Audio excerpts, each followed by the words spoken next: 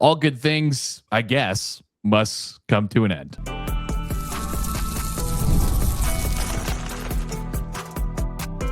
You are Locked On Nebraska, your daily Nebraska Cornhuskers podcast, part of the Locked On Podcast Network, your team every day.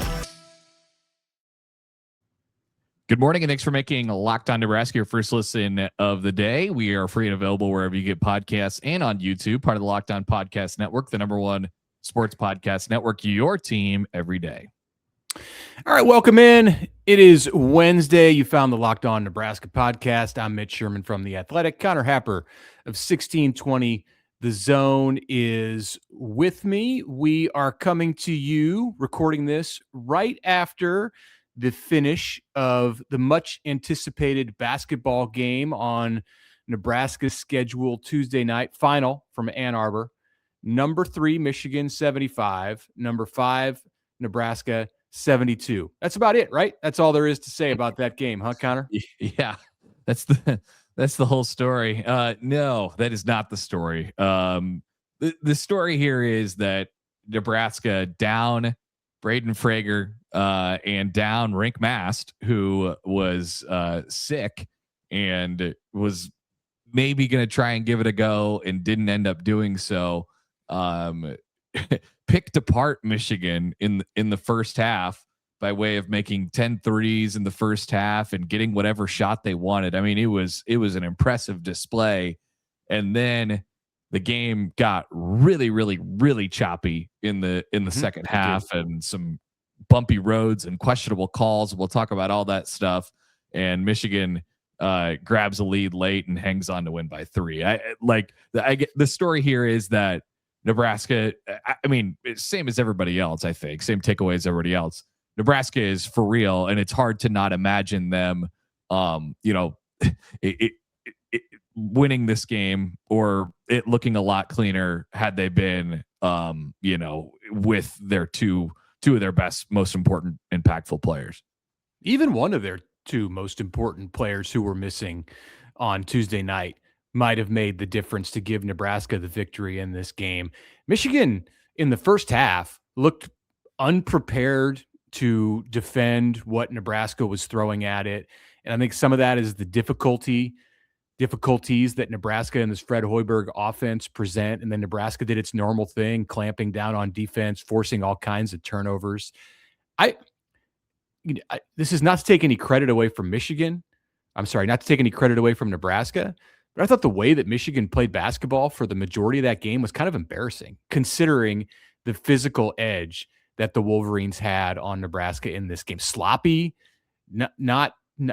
I wouldn't say it was all that smart or together. And they found a way to win it at the end. They got to the free throw line 20 sometimes. Michigan ends up with an edge on Nebraska at the line. 19 of 23. 19 to 23, and Nebraska made 3 free throws in the game? So 3 out of 4. Yep. Yeah, I mean, that's part of the story for sure. Nebraska's shorthanded, gets in foul trouble, can't get to the free throw line. Part of the reason that Michigan got to the free throw line so much is because it was aggressive and going to the basket, and it had all kinds of size and advantage over Nebraska to be able to fight for rebounds that Nebraska just couldn't do. But yeah, on that, Mitch, I felt like, if anything, Nebraska should have maybe got to the line a couple more times just based off of what I saw. But really, the story is that Michigan should have been there less, just on the officiating side of things. They got into the bonus early and kind of slowed the game down and chopped it up and got to the free throw line and made those free throws. But it shouldn't, there's going to be a lot of conversation about the free throw discrepancy in this game, and it's significant. Yeah. Nebraska, short-handed, undermanned in this game, was really going to have a difficult time, I think making that look close because they had to win it from behind the 3-point line. And in the first half, they were on track to do so. But I still felt like Michigan should have got to the line less than they ended up getting to in the game, just by some choppy foul calls, especially late in the game. And even with that, Nebraska had opportunities and just couldn't knock down threes, some open threes that could have could have extended the lead. Nebraska led for almost the entire game. Michigan finally, after having the lead for a few seconds in the first half, grabbed it back with about a minute to play in this game. Nebraska went the final 3+ minutes of this game scoreless, and there was good defense and aggressive play on both sides of the ball, but for Michigan. But Nebraska did get, notably, Jamarcus Lawrence got a couple of really good looks on the last possession for Nebraska before it had the desperation heave by Sam Hoiberg with 1 second left. And they just didn't knock down shots. Sanford, who was hot for a good chunk of this game, and Lawrence was red hot at the beginning of the game, they couldn't get shots to fall at the end, and they had to be exhausted because Nebraska was playing with its 5 starters and then multiple of them in foul trouble. I mean, like all the guards. Jacobson played the last 6 or so minutes of the game with 4 fouls. I mean, because he had to, and then Sam picked up his 4th and what should have been a charge call. On a baseline play that I think gave Michigan the lead in the final 90 seconds or so of the game, and that would have been basically the first time all night. And then Lawrence ended up picking up his 4th as well. So they had 4. They played only 7 guys, and that was only 10 minutes from Jared Garcia, and like great minutes from Leo Curtis, like and hugely unexpected there, but somebody had to step up, and they got that from him. Yeah, with no Mast and Garcia was not especially effective and hasn't been so for his last couple of times on the court. They need to get him going and be more offensive minded and confident when he has the ball in his hands. They had to go to Leo Curtis, the true freshman from Iceland, 7'2", who showed you, I think, what has excited Nebraska, the Nebraska staff and people in the Nebraska program about him in the future. He's going to be a player that Nebraska can build things around, and we saw some glimpses of that in the first half, especially on Tuesday night. Yeah, as you said though, I felt like Michigan's sort of plan at first was a little wonky, and like they were not handling like Nebraska's whole thing offensively, especially is to really precision pass and execute and move without the ball, and they were getting whatever they wanted in the game. Like when Lawrence had I think it was 4 straight possessions where he hit a 3, he on the 4th one, they like went underneath him and like left him wide open to shoot a 3-pointer. I'm like, what are you guys? And so in the second half, they kind of blew through a lot of those, and the game got a lot more physical. And then you put the game sort of in the official's whistle a little bit, and Michigan ended up on the right side of that too. But like all told, man, what a freaking effort from Nebraska on the road to go there and do that. On top of one of our takeaways being, I'm not sure like how super impressed I was about Michigan. This is not to take credit away from Nebraska, like you said. Like we've been saying it for weeks on this podcast now, Nebraska is like every bit legit, and especially doing that the way they did, and the fight that they had on the road to go and pull that. I mean, impressive stuff, setting up a huge game on Sunday. I think Michigan should have won the game by 15 plus, just considering where Nebraska was at, and not the way the game went, but just if you clear the decks and you start over and say, look at this, like Michigan should have won that game by 15 plus points, but Nebraska's sheer will and wanting it more and getting most of the loose balls, and the way that Nebraska played in the first half, that they punched Michigan in the face. Yeah. Like, I think a lot of it was coaching too. I think Nebraska just had they do what they do in their plan. And obviously they have a team who's full of guys who's going to execute it. But I thought they had the coaching advantage for like the entire game. And I think this is going to, for sure. And I think this is going to add to their confidence level. I think this is going to make Nebraska a stronger team. I think there was a story, or there was an option, a possibility that could have come out of this game where if Nebraska had gotten its doors blown off, then you might have seen the need to build the confidence back up, especially with a really tough game coming on Sunday against Illinois and Lincoln. But the way that this whole trip went down, where Nebraska considered taking Braden Frager. We talked about this on the podcast on Tuesday. They didn't know up until right before the plane left. after he practiced on Monday and Tuesday if Frager was going to be able to make the trip. He didn't make the trip. So that's a tough blow to absorb. And then when Nebraska got to Ann Arbor, all of a sudden Rienk Mast comes down with the stomach flu, and he's hooked up to an IV for much of Tuesday. Is it two? Yeah. So Frager practiced on Sunday and Monday. My confusion there. Today's Wednesday. They got to Ann Arbor on Tuesday and on Monday, and Rienk got sick on Tuesday before the game. Today is Wednesday, and didn't go through shoot around. Came out before the game, tried to give it a go, and then before tip they just said no, we're not going to do this to Rienk. So smart for Nebraska to not put its star players at risk. And yes, they have an L now. They're 20-1, but they should be. You would think there's a good chance Nebraska can be at full strength on Sunday with Illinois coming to town. Yeah, let's continue to talk about Nebraska basketball, and of course the Big Ten football schedule. Its order, who's playing who on what week, came out on Tuesday. We'll chat about that as we go on throughout the show as well. We're back after this on the Locked On Nebraska podcast.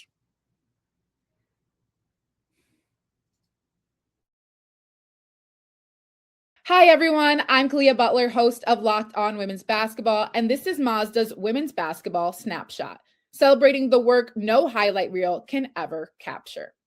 The WNBA has released its 2026 schedule, featuring a 44-game regular season beginning on Friday, May 8th. The league's historic 30th season includes expansion teams Portland Fire and the Toronto Tempo, with opening weekend highlights such as Caitlin Clark and the Indiana Fever hosting Paige Beckers and the Dallas Wings, and a rematch of the 2025 finals between the Aces and the Mercury. In Unrivaled, Miami felt the breeze as Paige Beckers powered the breeze to a 75-68 win over the Lunar Owls, finishing with 28 points and 7 assists. She was joined by 20-year-old Dominique Malunga, who added 21 points, 8 rebounds, and became just the second player to ever dunk in an unrivaled game. In college hoops, South Carolina handed Vanderbilt its first loss of the season with a dominant 103-74 win. These moments are earned off the clock, those long before the lights ever come on. The sweat, the fakes, the doubt, the scrapes, and coming back for more every time. Mazda puts the same drive into every detail. Wins define the moment. Putting in the work, that defines you. There's more to a Mazda because there's more to you. All right, back. thank you for that. Welcome back. More of the Locked On Nebraska podcast. All right, let's talk about this because it'll be a topic of discussion on Wednesday. So, as we mentioned earlier in the week, they do the TV designations before the season starts, and this one ended up on Peacock, which is one thing. I happen to generally enjoy NBC's presentation of college sports. It's been good in the games I've seen before. They've done a nice job, and I don't know that this would be in the highlight reel because we mentioned before. I mean, Paul Burmeister, who does a fine job, I think, and then you had Nick Stauskas, who I had never seen do a game before, and is a Michigan guy, and clearly it's his first year. Yeah, he's clearly getting his feet wet, I think, a little bit. And then the presentation of it, the sound was off. I mean, it was a weird broadcast for a top 5 game. I tried to watch it on Peacock on the Peacock app on my television, and which is, I guess, a new thing or something that is, or it's an old thing that you shouldn't do anymore because the sound was not on at the beginning of the game. So I said enough of that, and I did go over to NBC Sports Network. I guess it was working on mobile devices. If you had an iPad or a computer or a phone that you wanted to use the Peacock app on, that was fine. How did you watch it? Did you go Peacock NBC or what? Sports Network. I went YouTube TV. Yeah, it worked. It worked, but I don't know that it looked the way that they wanted it to look. They did have a few moments early in trying to identify some Nebraska people on the bench where they were looking for Braden Frager. Nope, they went looking for Rienk Mast. Didn't find them. Didn't correctly find Braden was not there. I don't think Rienk was on the bench. Never saw him. They showed Leo Curtis when they. Yes. So I bet it was a surprise to the broadcasters when fake Rienk Mast checked into the game and had a nice jump hook and also grew like 3 inches too. And then Stauskas, as he said, he's a former Big Ten Player of the Year from Michigan. And I mean, he was tweeting out Michigan emojis just yesterday. I don't know that it's necessarily all that fair of NBC to put him on that broadcast. It was evident who he wanted to win. And at one point he compared Price Samford to himself. Yes. Yeah. Yes. Compliment to Price. I mean, Nick Stauskas was a great player, as Paul Burmeister pointed out at Michigan. So yeah, you won't have to go through that anymore this year. Nebraska fans, the rest of the games are on BTN or FS1 or Fox. So that was an experience to get that game on Peacock on Tuesday, but whatever. So Nebraska moves on. It's 20-1. I think this was a bit of a proving ground for Nebraska on the national stage. My thought going into the game, and I was already rolling my eyes before the game started at what I thought might happen if Nebraska lost this one and wasn't competitive, was that there would be a lot of talk about how, well, they got exposed without anybody really paying attention to the fact that there were 2 of Nebraska's top 3 scorers not playing in the game, and they're not real. And in part, it would have been like there would have been some of the people, as I was envisioning this on Tuesday, some of the people who were saying it were actually saying it, and they actually thought it because they had no idea what the condition of Nebraska's roster was on Tuesday. And then others were saying it because they knew that it would get a reaction and they wanted to rile up. Like, it's a thing to do, just to like go rile up the Nebraska fans on in the public or on social media. Well, there will be none of that going on because Nebraska showed extremely well. And I think that this probably, in the eyes of people nationally, just raised the level of respect. I saw things that were said by some national college basketball folks on Tuesday night, like, hey, Nebraska still hasn't lost when it was full strength. And this is a team that is a legitimate Final Four contender now. So that's, that's a positive for Fred Hoiberg's team, which by the way, this weekend, as the Nebraska football program is hosting its junior day, and Ahmad Hudson and all of those big recruits, Nebraska basketball. Did you see this on Tuesday? Is hosting a 5-star prospect in town for the Illinois game. Do we have his name? I'll find it. Dawson Batty from Texas, and son of Derek Batty, and nephew of former NBA big man Troy Batty. Okay. This is a development that Nebraska's in the hunt for somebody who's a top 10 player nationally on the basketball court. So, all right, maybe there's there's something that's a side effect of what you're seeing happen for Fred Hoiberg's team on the court this season, is that players around the country who maybe would not have paid attention to Nebraska in the past are now coming on visits and going to be in attendance at Pinnacle Bank Arena for what should be a wild environment on Sunday as number 9 Illinois comes to town. It's so funny because I think, that popped up and it kind of, it caught my eye, but in the past it would have been like, whoa, hey, we gotta show out for this guy. It's like a total back burner. Like, that's the beauty of being 20-1 and a national contender. You could be like, yeah, I don't really, next year is not really of concern to me at this very moment, which is awesome. And so if you're just joining the party now, which many of you, all of you who are listening to this podcast have long been on this train, and you've heard us talk about it for a long time. If you're just joining the Nebraska's legit party right now, I mean, welcome aboard. I mean, this has been the case for a long time now. You could see it in the way they play. Obviously, there was a question going into the game against Michigan of like, okay, what's their ceiling, and that's still not identified because they were without 2 of their ceiling raising players.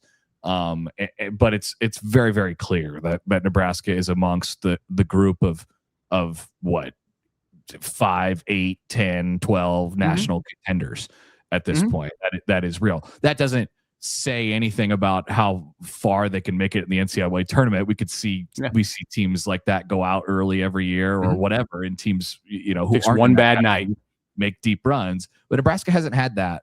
They really haven't had a bad night. And so if they don't show it, then you don't know if they're capable of it. And so it was a legitimizing thing, I think, from a national standpoint, which is fantastic for them. And maybe as good of a feel good of a loss as the local fans have had in a long time. I think Frager and Mast, when they come back, are going to be inspired by that performance, and they're going to take their game in whatever way is possible to another level, to show their appreciation for the guys who were out there putting it on the line. I mean, you consider that Cale Jacobson was the guy at the jump ball at the beginning of this game, and he won the tip and was doing all kinds of work inside for Nebraska. I mean, there were times where he weaved into the trees and there's a 7'3" defender in front of him. And he made the right move. Like, I'm going to go circle this back around and pass it out. Nebraska was patient offensively.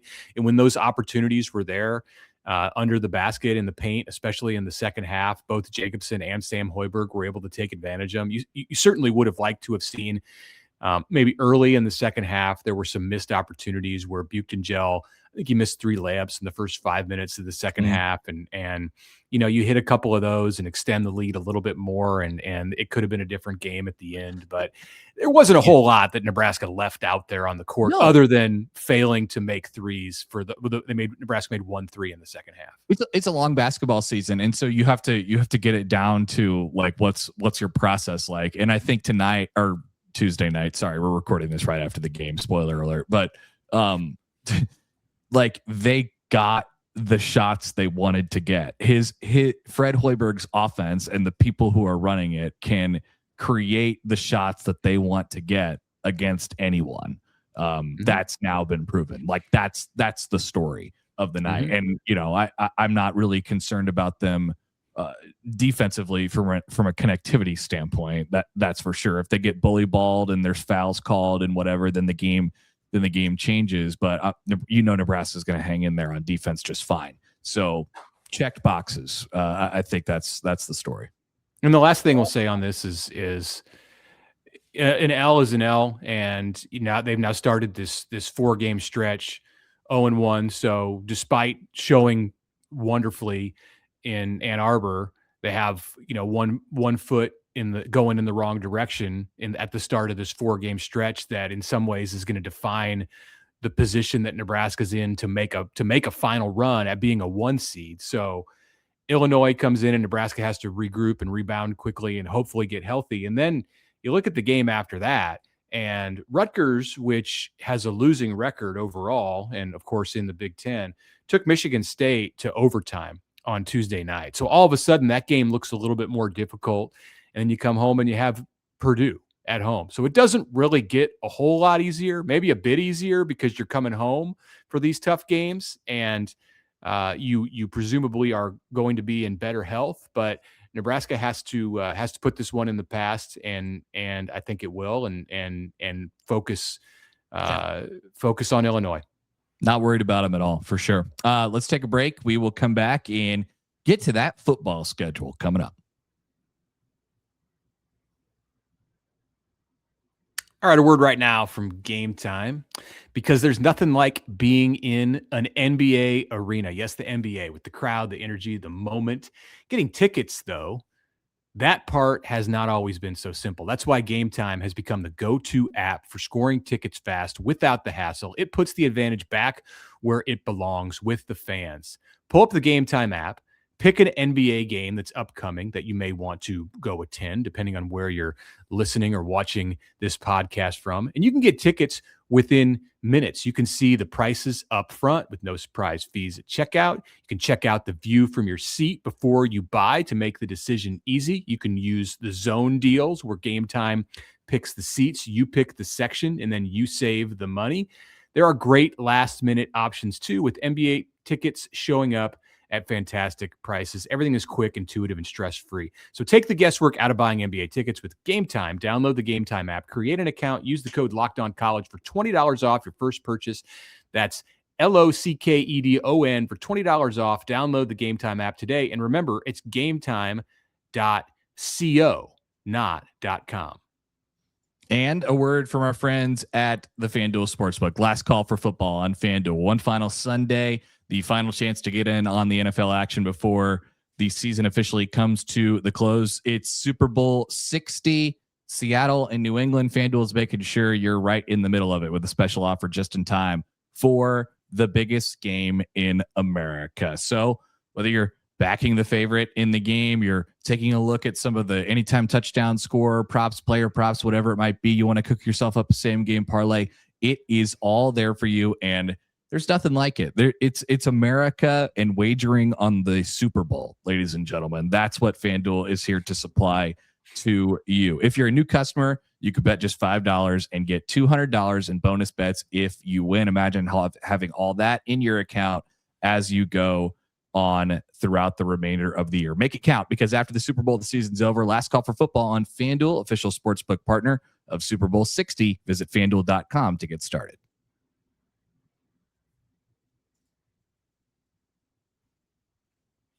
All right, welcome back. Final segment of this episode today on a Wednesday, Locked On Nebraska podcast. I'm Mitch Sherman. Connor Happer is right there with me. So we got a Big Ten football schedule. Thank you, Big Ten, for releasing this 30 minutes before a top 5 basketball matchup, but actually an hour before. It came out at 5 p.m. Central Time.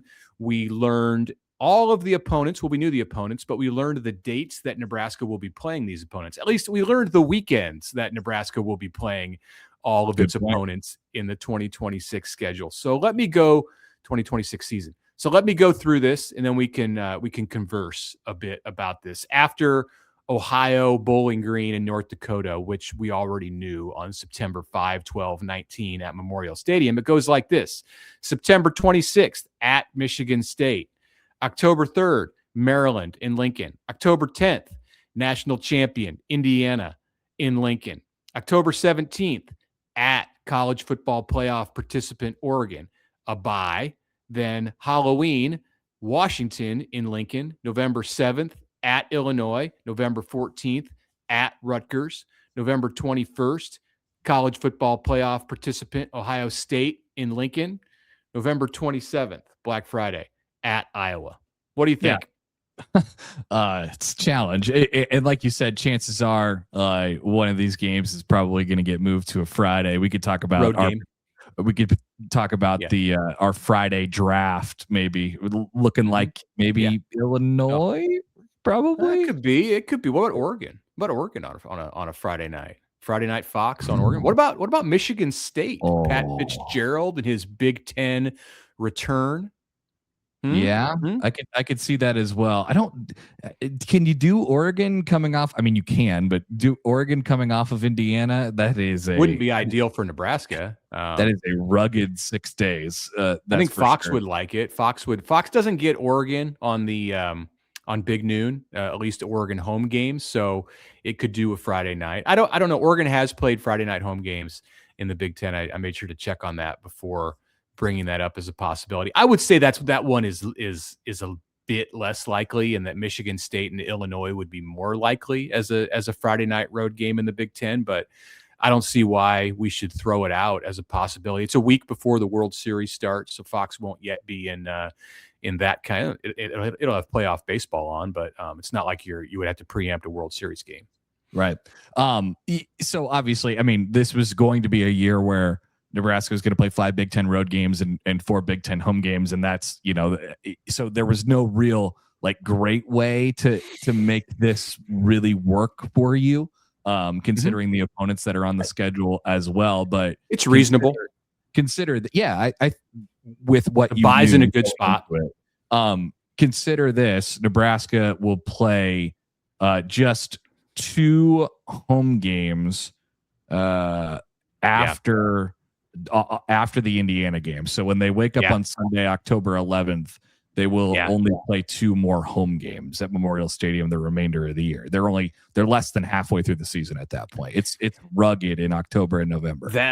That requires a good start. That requires a good spring football and a good OTA period and good adjustments on the part of your new coordinator, your new defensive coordinator, your new special teams leaders, so that you can maximize the opportunities that you have in the first half of the season. I think there's an opportunity for Nebraska, and gosh, we're going to spend months going over this, but just right off the bat, my initial impression is that there's an opportunity for Nebraska to be 5-0 when Indiana comes to Lincoln. And that's not even really so much getting into what Nebraska has on its roster. It's just more about the opponents that are coming in.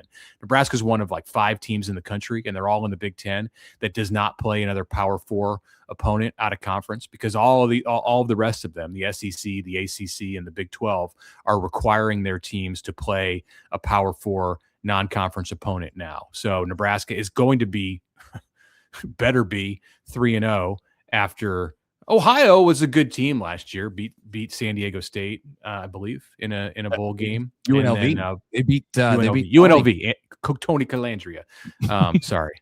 I knew it was something to do with Nebraska's transfer portal or December moves. But Ohio, Bowling Green, North Dakota, you'll be 3-0.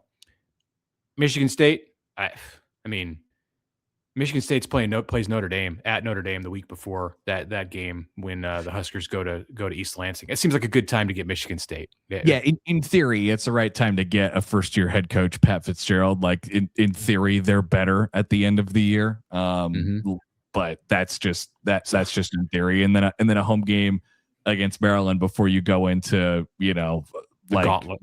Yeah, Indiana and Oregon back to back is such a challenge, but like also such an opportunity at the same time. And I think it's cool for the fan base, right? Like I think we've kind of got into this world in college football, and especially at Nebraska, as they haven't been good for a while, of like we kind of shudder at when you see rankings next to teams because of their in their last 31 or whatever against ranked teams. But like that's such a great thing for the fan base. And Indiana at home, you have the defending national champions in your backyard, and then you go to Oregon the next week. As challenging as that is, it's 2 opportunities back to back on a national stage. Indiana, I was thinking, I wonder if Indiana maybe has a really tough game, like a rugged game before the Hoosiers come to Lincoln. And I don't know how this works out. So we already knew what Indiana was doing in the non-conference, and it's much like Nebraska. Although North Texas was good in 2025, but Indiana opens with North Texas in Bloomington, and then Howard of the FCS, and then Western Kentucky. Here's Indiana's 2 games to start conference play before Kurt Signetti brings his show to Memorial Stadium.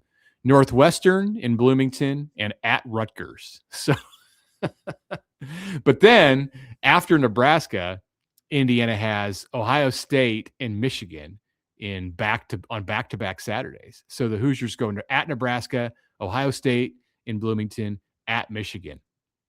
Interesting. And then has USC later in the season. So for whatever that's worth, maybe Indiana will be looking ahead to Ohio State and Michigan when Josh Hoover and that whole group come into Memorial State. Nebraska going to be like a 18.5 point favorite at 5-0 against Indiana. Yeah, we'll see. At this point, you can't look at the full picture and feel like really good about a potential record at the end of the year. But I'm sure we'll talk ourselves into it. There's 8 months left. Did I say I meant underdog? Did I say underdog or did I say favorite? I know what you meant. Yeah, they're not going to be a 20-point favorite. That's for sure. No, Nebraska will be a sizable underdog when Indiana comes into Lincoln. So the November is also just such a grind. You mentioned that there's only 1 home game on the schedule after 2 home games on the schedule after October 10th, and that's Washington on Halloween, and then Ohio State on November 21st before the short week. So yeah, November is just really, really difficult with 3 road games. At Illinois is a tough game, and your reprieve is getting the second weekend of November going to Rutgers, which is a tough trip to make, and then you have Ohio State at home and a short week before Black Friday at Iowa. So yeah, it's going to be hard. Going to be hard for Nebraska and Matt Rule in year 4, and I think we already knew that before Tuesday. Let me look at this just really quick here. What are the other games on the Nebraska Indiana day? Let's see, just before we get out of here. We got Illinois, Michigan State, we got Iowa, Washington, we got Ohio State, Maryland, we got Oregon, UCLA, we got USC, Penn State. That's a big one. And Minnesota, Purdue. So I don't know. I'm thinking, is that a blackout opportunity, or is that a nighttime blackout opportunity on NBC, or is that big noon? Is that USC Penn State game? Where is that going to be played? That game will be in Happy Valley. Okay, I think there's a good chance that game is big noon, and that Nebraska could be the NBC night game on October 10th. So yeah, a blackout, the second annual blackout. Or hear me out. Do you do blackout on Halloween? Do you just say you got to go Washington blackout on Halloween? Yeah.